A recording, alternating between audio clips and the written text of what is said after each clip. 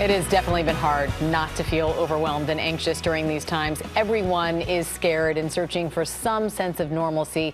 And here to share self-help tips and remind us why we must find joy in a time of crisis is New York Times bestselling author, CEO, podcaster, and motivational speaker, Rachel Hollis. Do you have like a number one overarching piece of advice? So one of the things that I think everyone could benefit from right now is focusing on what you can control. So much of this feels outside the realm of what we're capable of controlling. But if you focus on what you have around you, I know it sounds silly, but I've been cleaning a ton. I've been organizing like my silverware drawer, just focusing on little tiny tasks that will give me a sense of achievement and allow me to feel like I have some control of the order of my life has really helped my mindset a lot. Yeah, I've been cleaning a lot too, if you heard me laughing. For some reason, it does feel good. I don't want to keep doing it for too much longer, but right now it's getting me through. All right, you also have some tips on how we can continue to get through the next few weeks at home. The first thing you say is create stability. What is that? So what matters so much right now is that you cling to the rituals and habits that you had before all of this started that were really good for you. So things like getting a workout in, drinking your water, practicing gratitude, clinging to your faith. What were those things that were really helpful for you before? Like 2 months ago, those matter more than ever right now. Agreed. All right. And you also say your next tip is to not think of this time as a challenge, but as an opportunity. Sounds nice. How do we do it?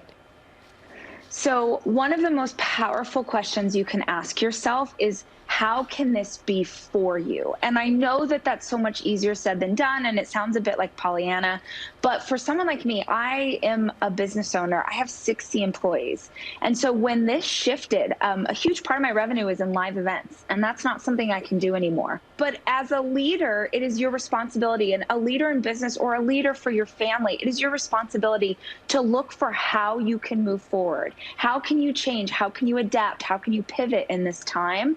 You have to look for it, because if you look for it, I swear you will find the opportunity in this season. You know, I've heard it said, things don't happen to you, they happen for you. And so you got to figure out what that is. That makes a lot of sense to me. All right, your next tip is to edit your social media intake. And you say that is very important. Why? Because we become what we consume. And right now, there's media out there that is joyful and positive and uplifting and funny. And then there's also things that are purposely trying to scare you, that want you to come back and check again and again and again. And that can cause people to spiral out. So it's just really important right now that you are mindful of what you take in. All right. And finally, you say choose joy. How can we do that? Yes.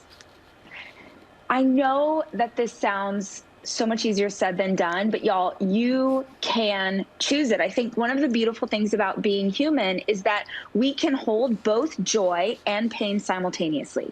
You can be in a hard, uncertain season, and you can still look for moments of levity. So one of the things that I suggest is make a list of things that make you happy. Make a joy list.